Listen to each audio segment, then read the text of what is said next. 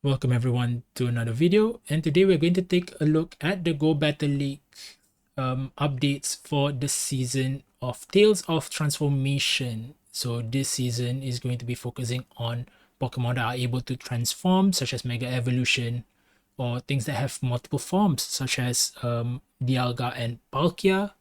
So in the Go Battle League side, what we are going to see is that we are going to see the season that will be starting on September 3rd up until December 3rd from at 1 p.m. on both days, right? So for people living in Malaysia or in GMT plus 8, that would mean the season will be starting on September 4th until December 4th at 4 a.m. So the season has already started. It is a few hours old, but this is the updated stats for the moves that have already been published in the game master file. So we are going to look at the attack changes or the stat changes for some moves in the Go Battle League for this season, and we are going to start with the fast moves as always, and we're going to start with the biggest one in my opinion, which is Ember. So Ember is going to be dealing less damage, going from 7 to 4, but that energy increase from 7 to 9 will be massive because now the Pokemon that have access to it will be able to charge up to those charge moves even faster, and fire type charge moves are not known to be cheap, and most of the moves require at least 50 energy to get to it, outside of Weather Ball most probably. So let us see what are the winners for this move. And what we're going to see is that the biggest winners in my view would be Charizard, Magcargo, as well as Torkoal. So let us start off with the big guy in the room, the OG fire type starter, Charizard. So what will happen is Charizard now can spam blast burns like nobody's business. You can go to a blast burn with just 6 embers. So the calculations will be 665. That means that they will be able to outspam a lot of the Pokemons that you might see in the meta, and they will be able to dish out so much damage in return. So on top of that, it does have access to Air Cutter now for this season, which is a newly introduced move for Charizard, and it has the potential to snowball that damage output even more with the Air Cutter chance of boosting. So, and Magcargo has access to Overheat and Rock Tomb, so this energy generation from Magcargo does give it a little bit of an option, I would say. Compared to Incinerate, it's more like a side grade of Incinerate for Magcargo in this instance, whether or not you want that just a bit of extra energy generation with Ember, or you want to stick with the high damage output from Incinerate. So there is that flexibility for Magcargo. And for Torkoal, well, it's Torkoal. It is not blessed with the best of charge attack options, but with Ember, at least it has a chance to charge up for energy relatively fast for those overheats, Earth Power, Solar Beam, or even the Flame Wheel that it has access to for this season. So who are the losers for this Ember update? Is obviously the types that are weak to it, such as Forretress, Jumpluff, and Ferrothorn. So these 3 Pokemon was in the meta in Go Battle League for the most part of last season, and you could see them being less prominent this season due to that fact, because Ember now just is going to decimate all these Pokemons, especially with the charge move outputs that it will facilitate. So the next fast move that we're going to look at is the fast move Charm. So Charm also had quite a massive update. Of course, it has a decrease in damage from 15 to 13, so it won't be as oppressive as before, but in my view, I think it's still quite oppressive with that level of damage. But the big deal here is the energy generation increasing from 6 to 8, which means that for Pokemon that will benefit from the additional energy generation, such as Wigglytuff, Primarina, and Aromatisse, this would be a huge boost for them, because something like a Wigglytuff would would really like that extra energy generation to spam those icy winds and swift out to help it in certain matchups. And for Primarina, what you can see is that Primarina wants to dish out those really really hard hitting hydro cannons, as well as what was the charge move is? Yeah, and that's a very charge move for the energy as well. I forgot what it was, but it is also quite good for it, especially in the Master League. And Aromatisse, with it having access to Side Shock now, will be really good to counter certain things such as fighters or even some poison types that might counter switch into it, right? So Charm with the additional energy generation would help a lot in that scenario. So who are the losers of this update? Would be Malamar, Gardevoir, and Granbull. So Malamar,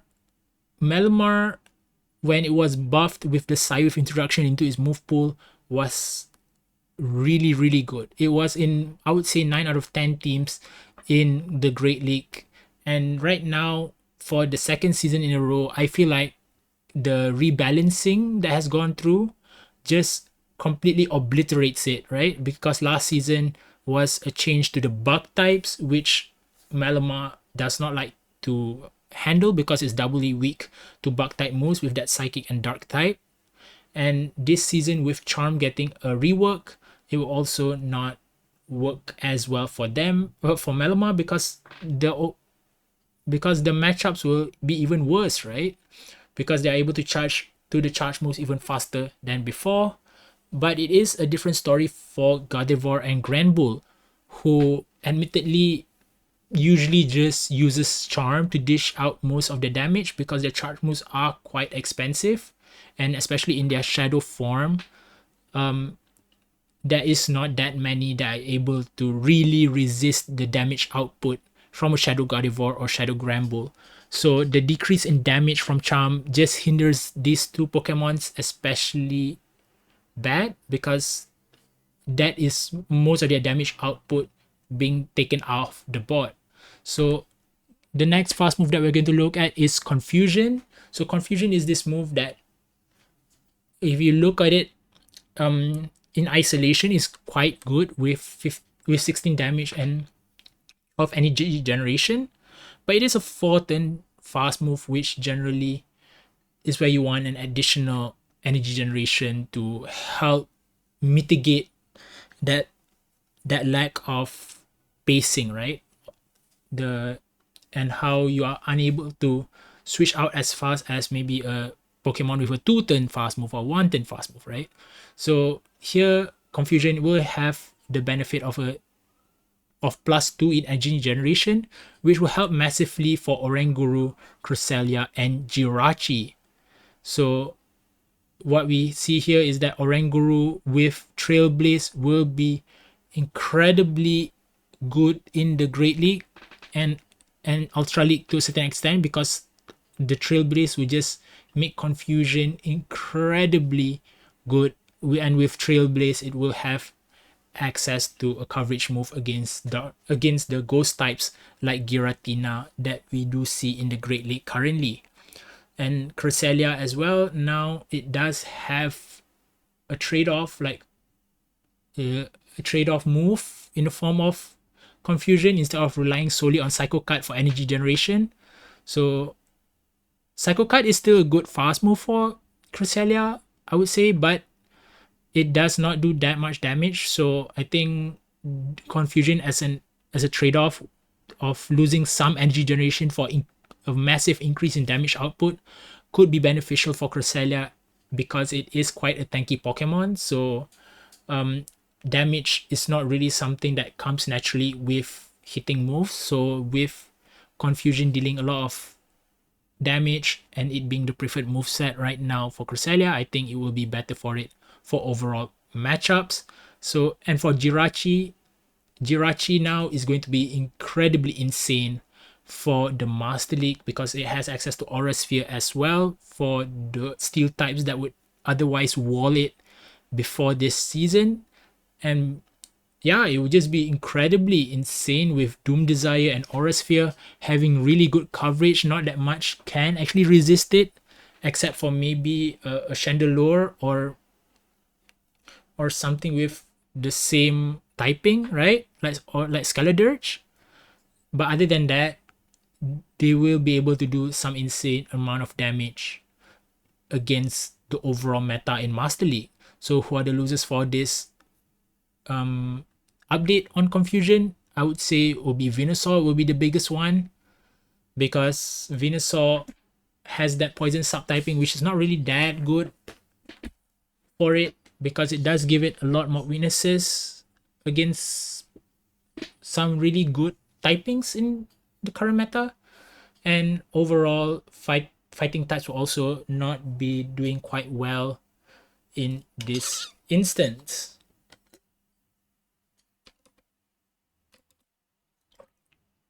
So the next one that we'll be looking at will be Dragon Breath. Dragon Breath will be flipping the damage and energy generation. So it will be emphasizing more on the energy generation side of things. So this is one of the many dragon type moves that do get an update for this season, which is quite good, because now things such as Gyarados, Kingdra, and Dialga, all forms of Dialga for that matter, will be able to benefit more with spamming the charge moves, because Gyarados does have cheap charge moves, but spamming those will give it an edge, especially against things that do neutral damage against it because of that water and flying typing. But for Kingdra and Dialga, those two Pokemon are known to have very expensive charge moves, and the additional energy generation will help Kingdra get to a outreach quite quickly, and Dialga to reach those iron hits, and Draco Meteos as well. And for the losers of this fast move update, I would think is the Turtonator, Palkia, and water types in general.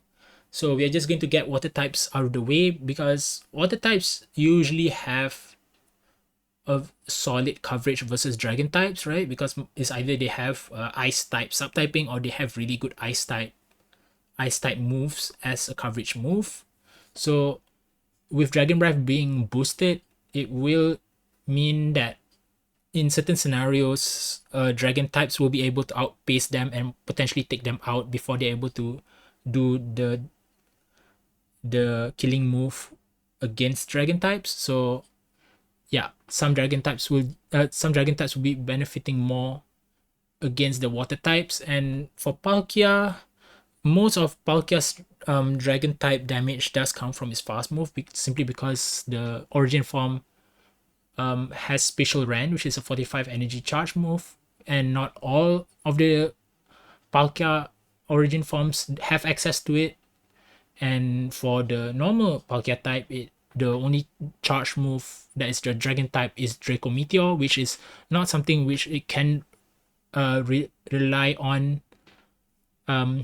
consistently. So that will be very bad for Palkia. And for Turtonator, because its charge move is a fire type, it will just get eaten up alive by things such as a Gyarados or Kingdra in the Great League, or even the Ultra League, right, for that matter. So yeah, that is for Dragon Breath. And the next one is Dragon Tail. So Dragon Tail is going to flip the energy generation into the damage output now, so it won't be as oppressive. But just like Dragon Breath, it will have an increase in energy generation. So the winners for this update would be, in my view, Lugia, Salamence, as well as Kommo-o. Lugia, because it has access to very strong charge moves in the form of Fly as well as Aeroblast, but it does not have access to a fast charging fast move. So in this case, this would be very beneficial for Lugia, especially because it is a tank. So getting to spam those charge moves in the Master League especially would not be something that we welcome by a lot of the dragon types that you will see in Master League, such as the Palkia origin form. And as for Salamence, same issue with Lugia. It does have access to quite a strong charge move options in the form of Outrage, Fly. I think now he also has access to Brutal Swing, so that is that's also an option now. So with Dragon Tail, it just gives a lot more options to run for it and makes it a little bit more viable, especially in the higher leagues such as Ultra League and Master League. And for Como O, Dragon Tail and Poison Jab were its only viable fast move, and here Dragon Tail just with the buff to Dragon Tail's energy generation, it just puts it ahead of Poison Jab and makes it a premier option for Como O to use the Clangorous Soul as well as Upper Hand just to debuff the opponent or just do significant amount of damage in general. And for the losers of this, I would say it is Flygon, because Flygon, just like the case of Charm with Gardevoir and Granbull, Flygon, especially in the Shadow form, does rely a lot on the Dragon Tail damage to do most of the hitting, most of the chunking of the opponent's health. And with the Dragon Tail's damage reduction, it will not benefit as much because Flygon is quite frail. Of course, you are able to throw out the Earth powers even more and Dragon Claw, but we will see later why I put it here, down here, because of Dragon Claw's update as well. And for the next one, we have Pack, a move that has been non-existent in GBL for the simple reason as this: the energy generation was awful for Pack, right? Because before this, the damage was quite reasonable with 6 damage, but the energy generation was just horrendous, right? With 5 energy generation. But for this season, they had a 3 energy generation increase from last season, which means that it is very good. I think it's like a Shadow Claw clone, which is fairly good. And the big winners for this would be Murkrow, Seaking, as well as Dodrio. So Dodrio just got access to Pack for this season, and it'll be incredibly good, right? Because he has access to Drill Pack, he has access to Brave Bird, as well as Trailblaze for this season. So it does have a plethora of options to use. So we are most probably going to try and see whether or not we can fit in a video with Dodrio to see how it works, because it does have quite a high attack stat and it could be beneficial in certain instances. For Seeking, now it has access to a fast move that does not require Elite Charge TM. So before this, the fast move of choice is Poison Jab, which means that Seeking is one of the few Pokemon that does require, I think, 3 charge TMs to use with Icy Wind and Drill Run. So at least now Seeking is a little bit more accessible with a fast move that is not a legacy move, right? And for Murkrow, this Pokemon has just been a joke. For the most part, it's not really... It has the CP to get to Great League CP, but it does not have a good moveset. So with Pack getting a boost, now it does have quite a decent moveset combination with Pack, Foul Play, as well as Drill Pack. So it will have some good matchups in the Great League, especially with things such as the Giratina and Primeape being prevalent now in the Great League. So this, and because of that, these two I feel is the biggest losers of this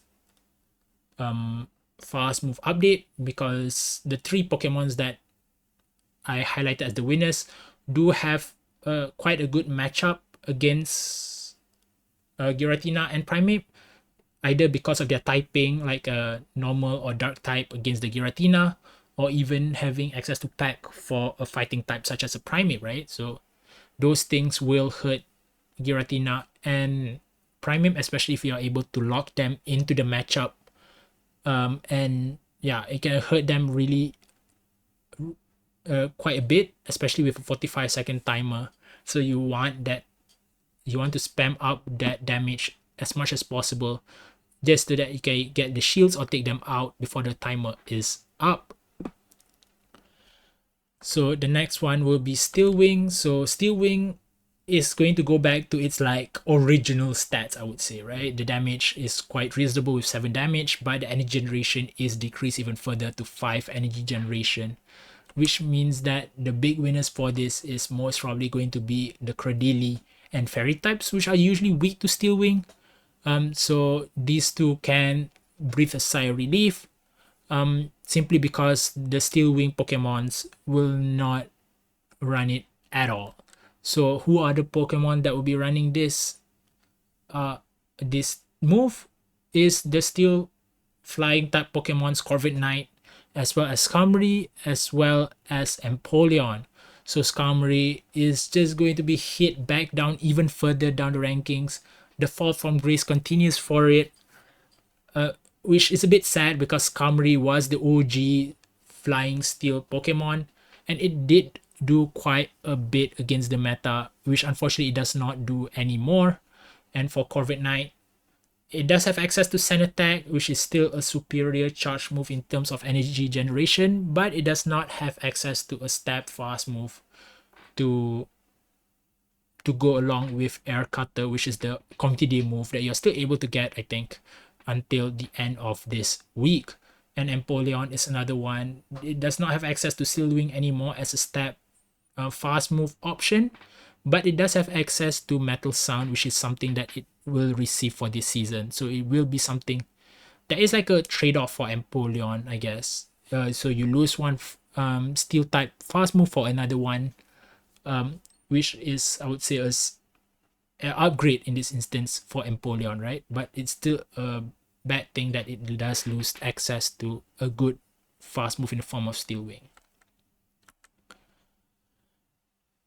So the next one we have is Leafage. Leafage, I would say it's quite a mid fast move in my opinion, but it will have a increase in energy generation, so it does become a Shadow Claw clone as well. And the biggest winners for it will be Abomasnow, Lurantis, and Meowscarada.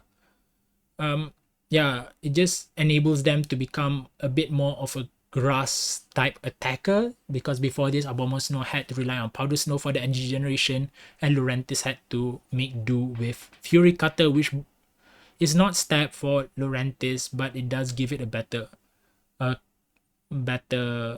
would say, yeah, just that gives it a better damage output from fast move right now. So who are the losers for this? I would say it will be Lapras and Diggersby. So Lapras now would have a bit of a harder time versus Abomasnow, because Abomasnow with Leafage will be able to flip that matchup against Lapras, which is insane because before this Powder Snow is doubly resisted by Lapras. But now with Leafage, at least it is able to do some form of fast move damage against Lapras and flip that matchup.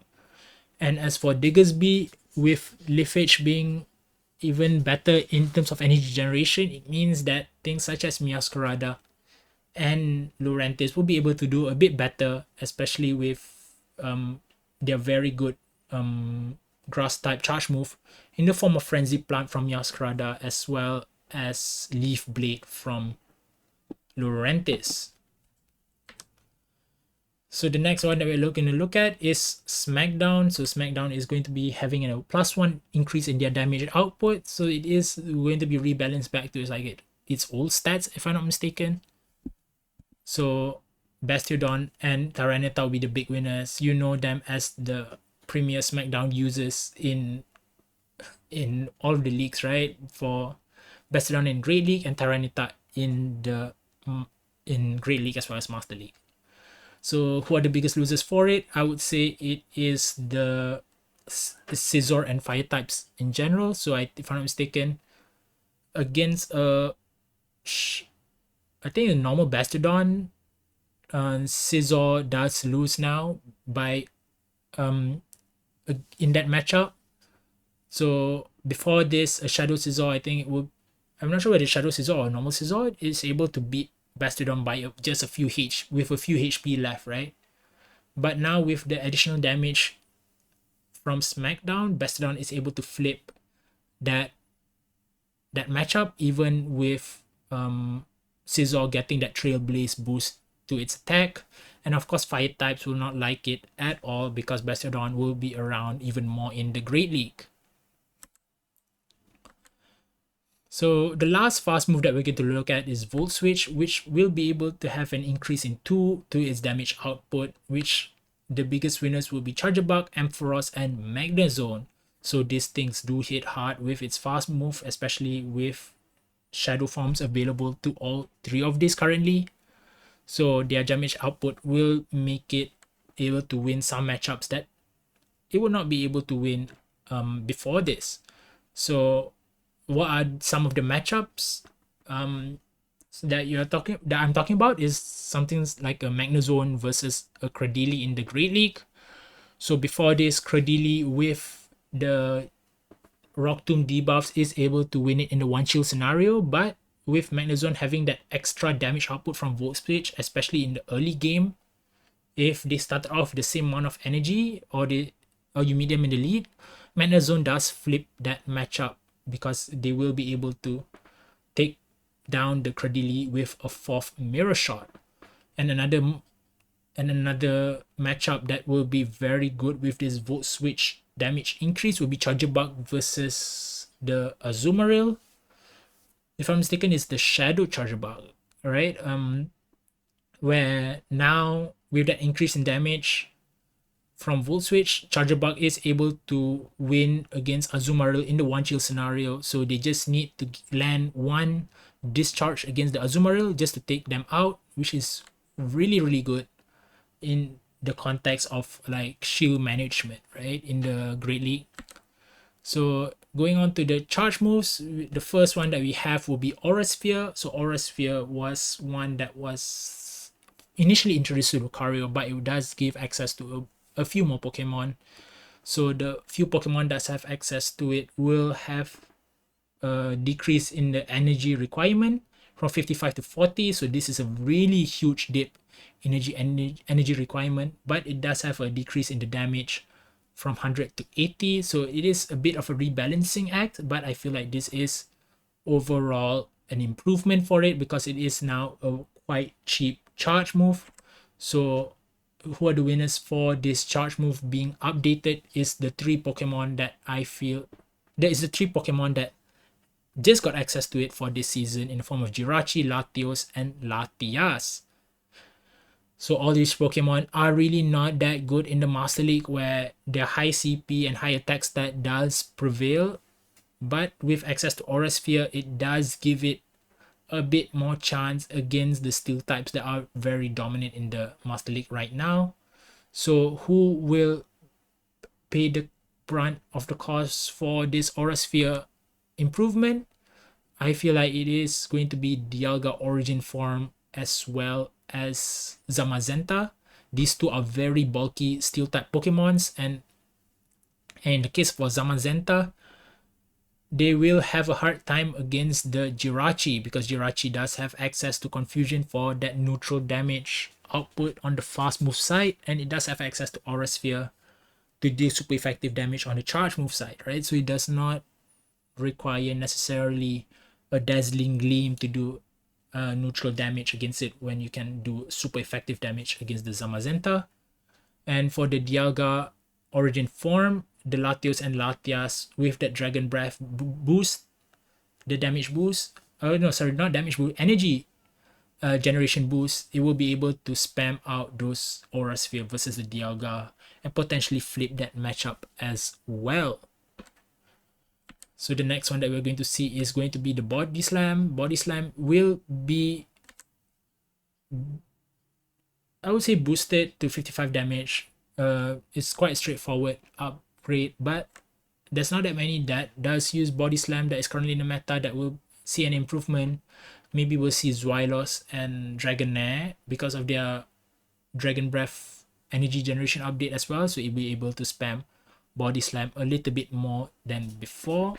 But in terms of the losers of this update, it's quite hard to determine because Body Slam is a normal type move, so normal types is not super effective against anything, and because of that, it's quite hard to tell who actually loses out from this improvement in Body Slam. So the next one that will be updated is Weather Ball. So Weather Ball will also have an increase in 5 damage from 55 to 60. So in terms of the winners, I would say will be Aurora's, Abomasnow, and the Alolan Ninetales. So from first glance, you'll see that the Weather Ball that will have the most benefit will be the Ice Weather Ball in my view. because it does have a lot of good coverage versus the grass types, flying types, and even the ground types that you might see, right? Um such as the Clodsire or even the Marowak. So in terms of who will lose out, like I said, because I feel like the Ice Weather Ball is going to be the one that gives the most improvement. Dragon types and grass types will be the ones that will have to pay the consequences from it, right? Because now Auroras, Bombosno, and Ninetales will be a little bit more prevalent, especially in the Great League.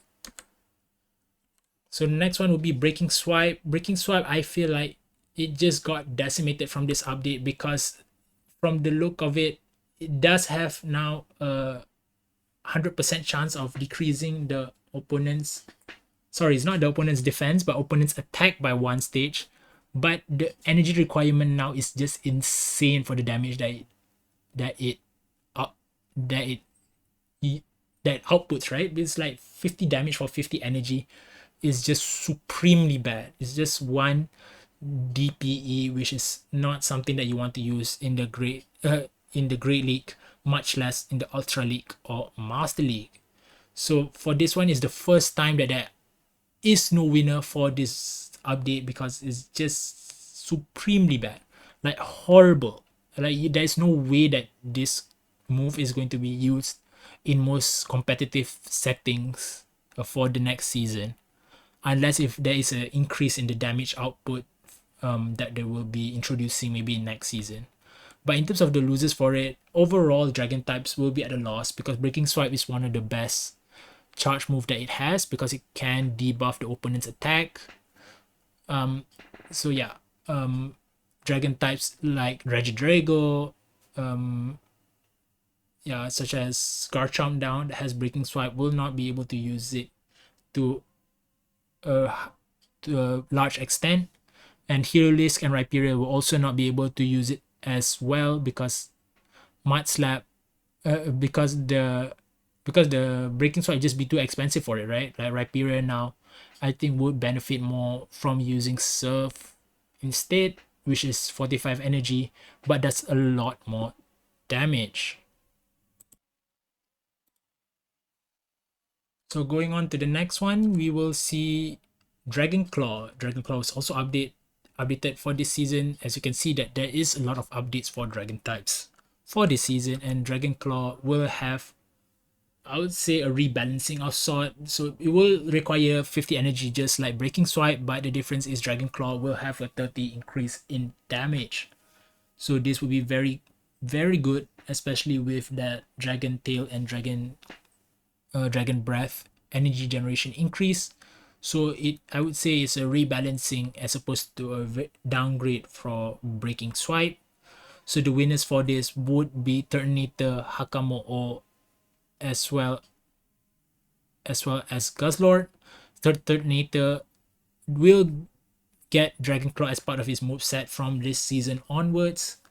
So it is very good, especially with Incinerate as their fast move. So it will just require 3 for the first Dragon Claw and 2 for the next one, which will be very good for it, especially in matchups where it can deal neutral damage. And Hakamo-o now with Dragon Tail will really like that Dragon Claw damage, especially if they are able to land a break debuff before that, and Guzzlord with the Dragon Tail buff as well will be able to chunk the opponent in neutral matchups, especially in the Ultra League where it can use its high HP stat to prolong its stay in certain matchups.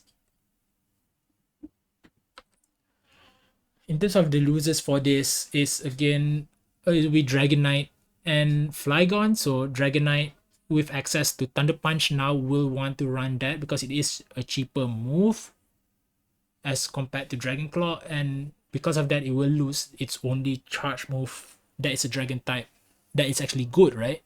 Because now all both are actually going to be quite expensive in the form of Outrage and Dragon Claw.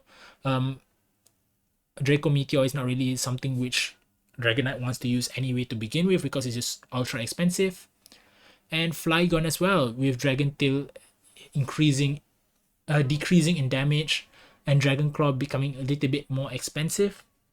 It does take away from Flygon's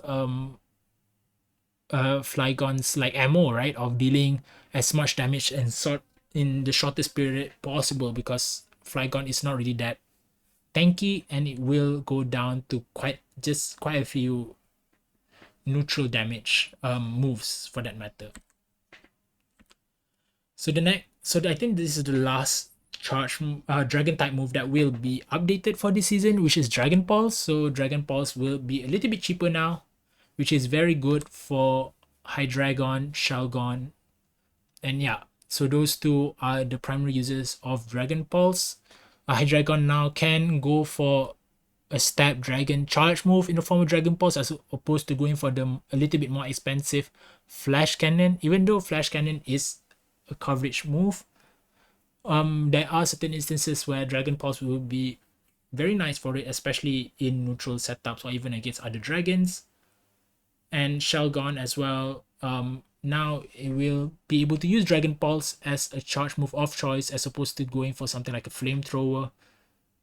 Again, the coverage of Flamethrower is relatively good, but having a stab charge move as a mono dragon type is essential for certain matchups. And in terms of who gets the short end of the stick for the Dragon Pulse update, it's quite tough to say, right? Because Dragon Pulse, especially with Hydreigon and Shelgon, is not really that prominent in the Go Battle League. Maybe you see it once in a while, or in specific matchups where fairy types are non-existent. But other than that, you won't see Dragon Pulse as much, so you won't see it in generally. So it's quite hard to say who will be the losers for this update. Next one will be Aerial Ace. So Aerial Ace will be reworked a bit. It will dish out, I think, a higher amount of damage, but it will require a bit more energy as well. So now the pacing will just be very horrible for the ones that do have access to Aerial Ace. So, but the biggest winners for it is the typings that get super effective damage from Aerial Ace, right? So such as Grass type and Fighting type moves. Those types will be tanking the stars, because this just means that they might just be a bit more viable after this. So who are the losers for it? I feel that the biggest losers for it will be Gligar, Jumpluff, and Mandibuzz. So in terms of Jumpluff and Mandibuzz, they do have fast moves. Unfortunately, because of their low attacks, having a low energy requirement charge move will be good for them to spam out the attacks. Unfortunately, now it will just be a little bit harder. The pacing will be a little bit off for these two Pokemons. And Gligar as well, it doesn't have a cheap charge move per se other than Aerial Ace. So yeah, it will be a downgrade for Gligar as well. So the next move that we will look at is Drill Peck. So Drill Peck will have an increase in the damage output from 65 to 75, so which means that it will benefit a lot on Zapdos, Empoleon, and Toucannon. So we'll start off the weird one here, which is Toucannon, because Toucannon will have access to Peck, and Peck, as you have seen earlier, will get a lot of benefits of the improvements on Peck, which means that it will be able to use Drill Peck to its fullest extent. So Zapdos and Empoleon will also be able to use Drill Peck with the additional damage to deal very good coverage charge move damage, especially against fighting types that you will see, or even grass types that would otherwise resist their electric or water type moves, which will be massive, especially in the Great League and Ultra League. And yeah, as you can see here, the biggest losers for it will be the grass and fighting type moves. So where you see them benefiting from Aerial Ace debuff, they will get hurt a bit more by Drill Peck. But because Drill Peck's availability is a bit more narrower compared to Aerial Ace, I think it will be, let's wait and see how Drill Peck develops, right? Because there's not that many Pokemon to begin with that have access to it. But I can see them growing into the meta as time goes on. So the next one is Sky Attack. So Sky Attack will be debuffed.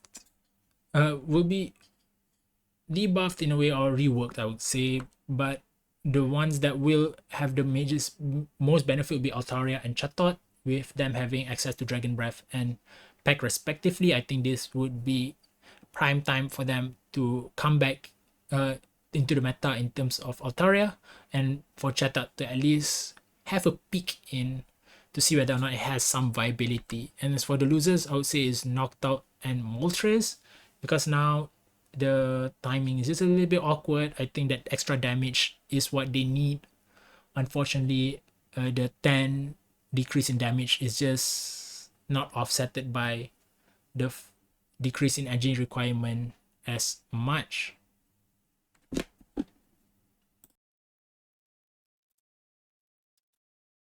So the next charge move that we're going to look at will be Flame Wheel. So Flame Wheel will be buffed on both fronts, on the damage and energy requirement front. So we're going to get 20 plus damage on Flame Wheel, and it will be 10 energy cheaper now. So the most obvious winner for this will be Torkoal, right? Because Torkoal will have access to it, and it'll be the cheapest move that it will have in its arsenal now with 45 energy. The only charge move that it has that is below 50 energy, because the next one will be Overheat and Earth Power at 55, which means that now you'll be able to run Flame Wheel and Earth Power if it wants to for coverage, or you can go for a all fire charge moves with Flame Wheel and Overheat. But at least it has now a bait move to use. But of course, because the only winner of it is only one, so I can't see there being many losers of this, except maybe if you want to say maybe it's grass types, the other grass types that would already be weak with against fire types, right? So grass types, I guess, is the only losers here. So yeah, going on to the next one, we will have Gyro Ball. So Gyro Ball will require less energy now, which is massive because steel type charge moves are quite rare. So having one that is getting some love here and being a little bit cheaper does go a long way. So the winners for this, for the most part, will be Metang as well as Aegislash. So Metang, especially the purified one, now will be is recommended for you to use Gyro Ball as opposed to Return, which is what you're using on the Shadow form anyways. And Aegislash now will have a cheaper Steel type move. So instead of using Flash Cannon, which is 60 energy, now it requires a 50 energy Gyro Ball. So it is quite massive with Aegislash, especially when it turns into that attack form and has that like 200 plus attack stat. It'll be insane in the Great League, right? It can most probably one-shot a few things in the process. So the losers for this would be, for the most part, Fairy types, because this Fairy type is the one that is the main target for these two Pokemons in general. So yeah, Fairy types beware. So the next one we'll be seeing is Seed Bomb. So Seed Bomb got reworked a bit. It will become a bit cheaper now, 40 energy, but it will have a 10 damage reduction from 65 to 55. But there are some winners for this charge move in the form of Trevenant, Whimsicott, and Shinotic. So right now it will be very good for Trevenant, especially because Trevenant with access to Shadow Claw means that it will be a constant 5 Shadow Claws to get to a Seed Bomb, which will help it in its spacing, especially against something like a Swampert, which will be very good for it, right? And now it means that it will be able to more reliably stack up a Seed Bomb as well as a Shadow Ball without wasting that much how do you say, energy, right? So the biggest losers in my point of view would be Toadstool, Fighting type, and Water types. So obviously Water types, because now Seed Bomb will be able to be spammed a lot faster. Fighting types, because most of the winners of the seed bomb updates are typings that are very good against fighting types. So Trevenant with the ghost typing resist fighting types, and fairy types will be able to do super effective damage to fighting types in general. So for Toadscrew, it's a bit of an interesting case, right? Because Toadscrew also has access to seed bomb, but but the case before this is that because seed bomb was 45 energy, it was the same. It requires the same energy as wrap. So of course there will be that guessing game for the first charge move coming from Toadscrew, because you can just go for another mud slap before throwing the charge move, right? So that you can sort of bait the wrap debuff. But there is no point for it, right? So it is a little bit more obvious in terms of what charge move Toadscrew will want to go for. Because if it goes for 4 mud slaps before throwing the charge move, then it's automatically, you know, that it will be a seed bomb, which means that you will be able to work around the positioning of your Pokemons during the battle. So that because of that, I feel like Toadscrew just be a little bit more predictable, which will play against it. Now to the next one, we have Rock Slide. So Rock Slide will be buffed again to 75 energy. So Rock Slide is one of those moves that just gets reworked quite a bit. Just like Sky Attack, right? You see these two moves more often than not in the seasonal updates compared to other moves. And the winners for the Rock Slide update will be Carbink, Galarian, Stunfisk, as well as Machamp. So Carbink, for a few seasons, when Rock Slide's damage was nerfed, it was using Power Gem. So now it just becomes a whole lot better, especially with a cheaper Rock Slide getting its damage boost back. And Galarian Stunfisk will also love this update because, especially since the Mud Shot debuff, it does need some sort of damage output from their charge move to do a reasonable amount of damage, because they are not able to charge as much as before. And I think this will help a long way in terms of creeping, letting it like come back into the fringes of the meta in a way. And for Machamp, for me this is a bit weird for Machamp, right? Because I think for the most part, a lot of people have already Elite TM their Machamps from Rock Slide to Stone Edge. Like, even though Stone Edge is still relatively good, it was not touched for this season's update. Rock Slide is just a whole lot cheaper now. So for most people who have Elite TM'd their Rock Slide away, it just means that they will either have to stick with Stone Edge if they do not have the resources. But if they do have the resources, it just means that they would have to build more Machamp variants, right? So you need one Machamp for each league. So like Great League, Ultra League, and Master League. And most probably you would need like a Shadow variant as well, right? Because Shadow Machamp hits like a truck. So that will be up to 6 additional Machamps that people would have to build, which is not something which is easily done for people who are resource restricted. In terms of the losers of this update, it's quite, I would say, straightforward in terms of fire types and flying types. So for fire types such as Talonflames, especially against Machamp, I think now will be able to outpace it quite convincingly, even without baits, because now it's 5 cross chops to a Rock Slide, which is very straightforward. And especially with Incinerate's timing, you are able to outpace them quite convincingly. And with Galarian Stunfisk and Carbink's improvements, I think it will they will have a greater role to play, especially to target those pesky flying types such as Galarian Moltres that is prevalent in the meta. So for the second last one is Scorching Sands. So Scorching Sands is a bit of a minor debuff, right? From 30% chance of -1 on the opponent's attack, it becomes to a 10%. So something like a Zap Cannon. So it is just like Zap Cannon. It's a bit hard to figure out who will win from this charge move debuff, because the stats are not really the same. And just like you see with Zap Cannon, if your luck is good, you'll just get the debuff, right? So it's not something where whether the 10% or 30% matters. If you're extremely good, whether it's 5% luck or even 1% luck, if your luck is just that good, it doesn't matter what's the percentage like, you will just get the debuff. But in terms of the losers for it, there are obvious losers to it, which is in the form of Diggersby and Claydol. So Diggersby, for the simple reason that they don't have any alternative charge move that they're able to use outside of Scorching Sands.